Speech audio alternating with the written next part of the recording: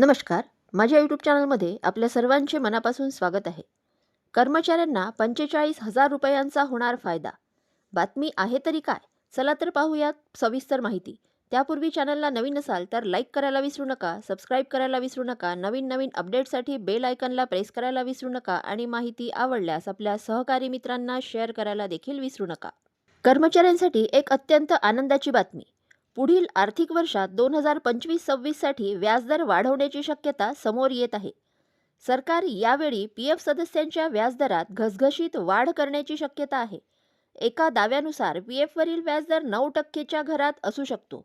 सध्या 24-25 या आर्थिक वर्षात व्याजदर 8.25% इतका आहे. यामध्ये 0.75% पर्यंत वाढ होण्याची शक्यता आहे. जर हा प्रस्ताव मंजूर झाला तर जवळपास 7 ते 7.5 कोटी ईपीएफ कर्मचाऱ्यांना थेट लाभ मिळणार आहे. कोणाला आणि किती मिळणार लाभ? जर व्याजदर 9% निश्चित झाला तर कर्मचाऱ्यांच्या रकमेत मोठी वाढ होण्याची शक्यता. जर पीएफ खात्यात 5 लाख रुपये जमा असतील तर त्यावर 45,000 रुपयांचे व्याज मिळेल.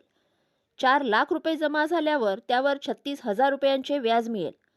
3 लाख रुपये पीएफ खात्यात असतील तर वार्षिक 27,000 रुपये व्याज मिळेल.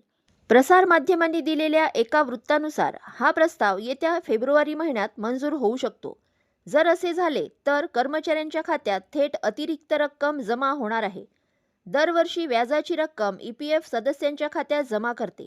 आता प्रत्येक कर्मचाऱ्यांना 2025-26 साठी नवीन व्याजदराची प्रतीक्षा आहे.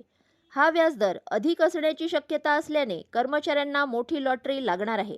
पुन्हा भेटूयात अशाच नवनवीन माहितीसह. तेव्हापर्यंत धन्यवाद.